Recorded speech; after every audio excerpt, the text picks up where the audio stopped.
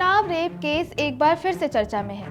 इस बार चर्चा का विषय बना दिल्ली हाई कोर्ट का वह फैसला जिसने उन्नाव रेप केस में ताउम्र कैद की सजा पाए बीजेपी के पूर्व विधायक कुलदीप सिंह सेंगर की सजा निलंबित कर दी थी और उसे जमानत भी दे दी थी। शुक्र है कि सुप्रीम कोर्ट ने सीबीआई की याचिका पर सुनवाई करते हुए हाई कोर्ट के फैसले पर रोक लगा दी है। लेकिन यह मामला महज इतना नहीं है।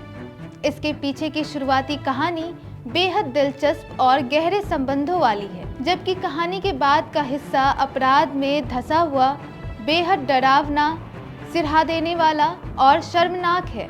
नमस्कार, मेरा नाम है सृष्टि राज और आप देख रहे हैं इंडिया.com। बात हो रही थी कुलदीप सिंह सेंगर की और उसके अपराध की। सेंगर ने पहली बार 2002 में विधायकी में हाथ आजमाया था। तब वह बहुजन समाज पार्टी के टिकट पर उन्नाव सदर से चुनाव लड़ा था और जीत गया था। इससे पहले कभी भी बसपा के हाथ उन्नाव सदर की सीट नहीं आई थी। फिर सेंगर को बसपा ने पार्टी से बाहर का रास्ता दिखा दिया।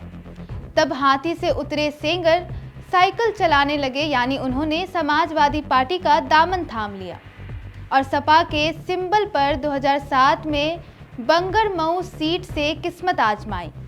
यहाँ भी सेंगर को जीत मिली। फिर 2012 में भगवंत नगर सीट से जीत दर्ज कर सेंगर विधायक बने। लेकिन सपा से मनमुटाव के बाद 2017 में कुलदीप सेंगर बीजेपी में आ गए और उन्नाव की बांगरमऊ सीट से चुनाव जीतकर चौथी बार विधायक बन गए। इससे पहले बीजेपी कभी बांगरमऊ सीट पर जीत नहीं सकी थी। ये सारी जानकारियां सिर्फ इसलिए कि सेंगर के दबदबे को समझा जा सके। लेकिन इन सबसे पहले कुलदीप सिंह सेंगर ने अपने राजनीतिक सफर की शुरुआत उन्नाव के माखी गांव से की थी। तब वह वहां का ग्राम प्रधान हुआ करता था। इसी गांव में एक परिवार रहता था जिसका कुलदीप सिंह सेंगर के घर खूब आना जाना था। दोनों परिवारों के बीच अच्छी दोस्ती थी।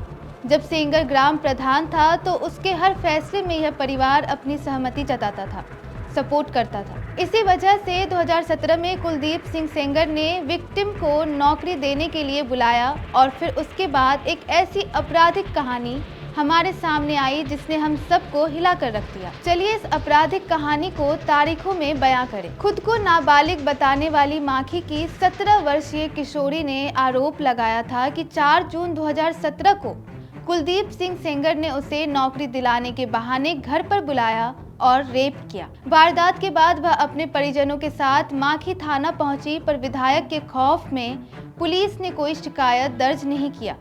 लेकिन पीड़िता ने हार नहीं मानी। लगभग 1 साल जून 2017 से मार्च 2018 तक उसने न्याय के लिए थाने के चक्कर काटे, पर फिर भी कोई कार्रवाई नहीं हुई।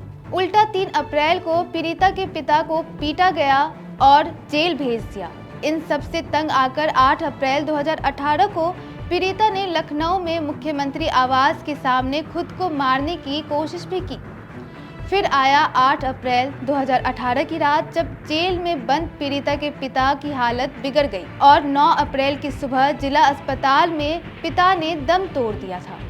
इस घटना के बाद कुलदीप और उनके भाई अतुल समेत अन्य पर मुकदमा दर्ज किया गया।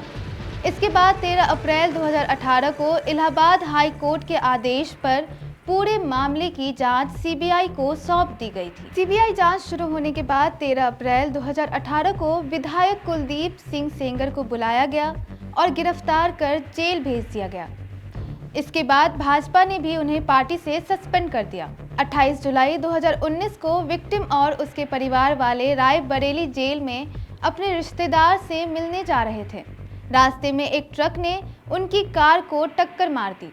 इस हादसे में महिला की चाची और मौसी की मौत हो गई और महिला और उसका वकील घायल हो गए। बाद में वकील की भी मौत हो गई। परिवार ने इसे जानबूझकर किया गया हमला बताया था। अगस्त 2019 में मामला इलाहाबाद हाई कोर्ट पहुंचा और सुप्रीम कोर्ट ने केस को दिल्ली की 30 हजारी कोर्ट में ट्रांसफर कर दिया। दिसंबर 2019 में कुलदीप सिंह सेंगर को दोषी पाया गया और उम्र कैद की सजा सुनाई गई।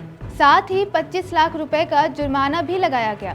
सेंगर को पीड़िता को 10 लाख रुपए देने का आदेश दिया गया। मार्च 2020 में पीड़िता के पिता की मौत के मामले में भी सेंगर और 7 और लोगों को दोषी ठहराया गया और 10 साल की सजा व 10 लाख रुपए जुर्माना लगाया गया।